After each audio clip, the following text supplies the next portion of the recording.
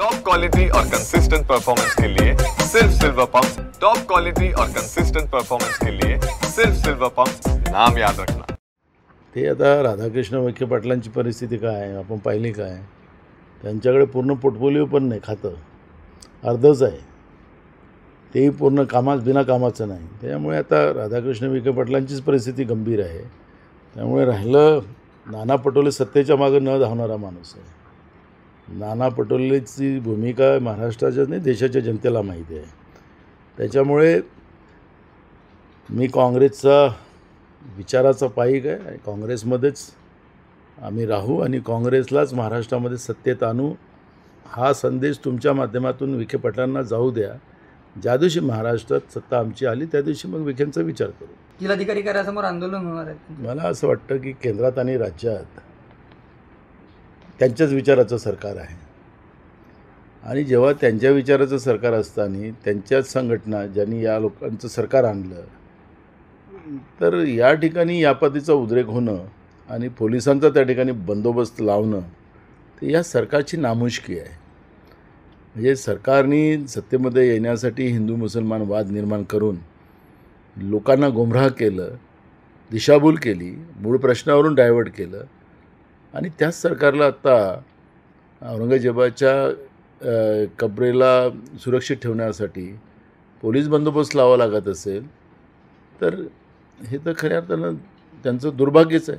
होळीच्या दिवशी गंमत केली जाते, तर त्या होळीच्या दिवशी गंमत आम्ही केलेली आहे, पण त्याला फारच सिरियस आता दोघांनी घेतलं असेल, त्यांच्या मंत्री म्हणत असतील तर आम्ही तयारच आहोत, आम्हाला काय अडचण आहे। त्याच्यामुळे मूळ प्रश्न असा आहे की आज आमच्यासाठी जनतेचे प्रश्न महत्त्वाचे आहेत आणि हे सगळा जो गोंधळ आता निर्माण झालेला आहे, अजितदादासारख्या माणसालासुद्धा बजेट मांडत असताना बिना पैशाचा बजेट मांडावा लागला, फक्त घोषणा कराव्या लागल्यात आणि कधी नव्हे एवढा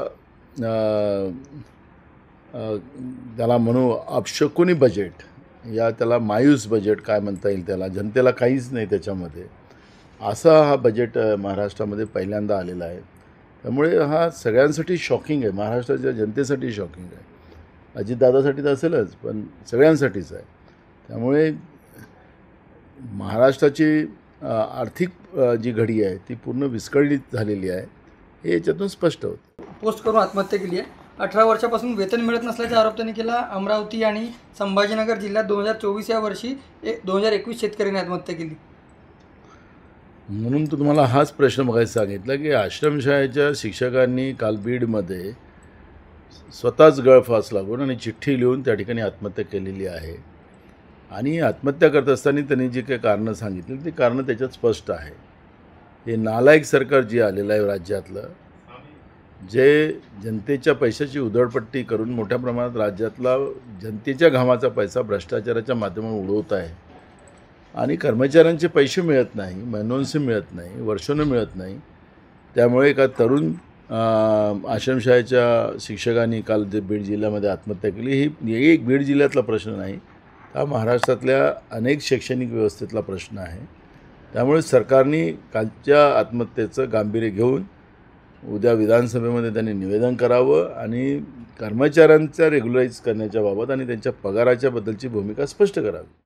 आदिवासी विभाग आणि समाज कल्याण विभाग यांना घटनात्मक तरतुदी आहे। सरकार कोणाचे असो त्यांच्या लोकसंख्येच्या आधारावर त्यांना बजेटमध्ये सरकारने आर्थिक तरतूद केली पाहिजे असा नियम आहे। पण आता हे सरकार घटनेला मानणारं नाही, राज्यघटनेला मानणारं नाही।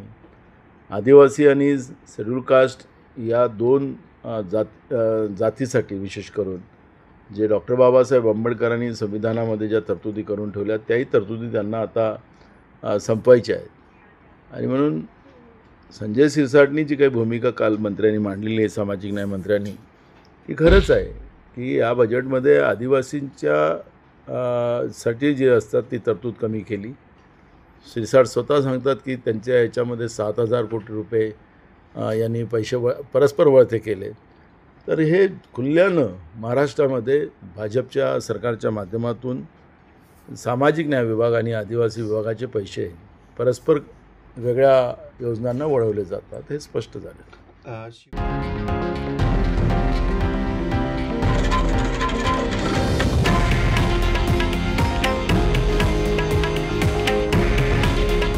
हे आहे देशातील नंबर 1 न्यूज नेटवर्क आणि आपण पाहत आहात TV9 मराठी. काळजी तुमची, हित महाराष्ट्राचं.